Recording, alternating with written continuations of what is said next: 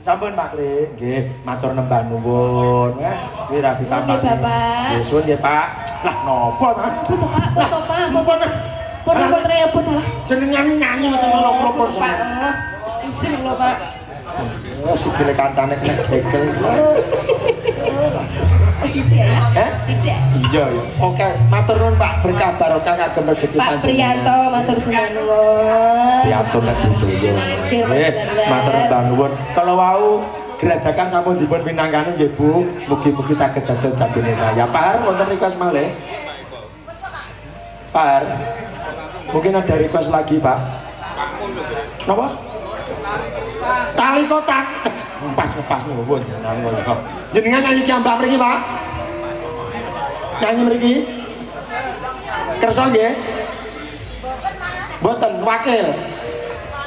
Kula kayak DPR dadak wakil barang Pak Hari.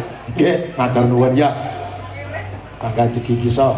Ya, iki uga ana nonton nobar maneh tambah siji.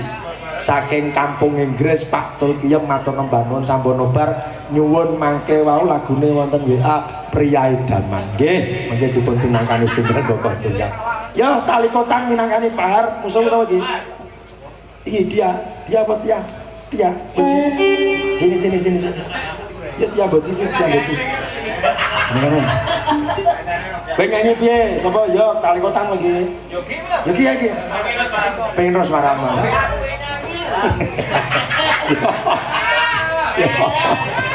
Ayo, jare pengen nyanyi karo Tia. Jare karo Tia lho. Ndak.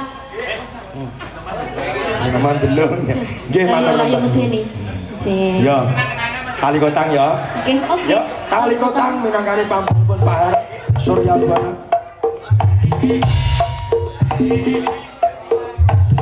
Hop.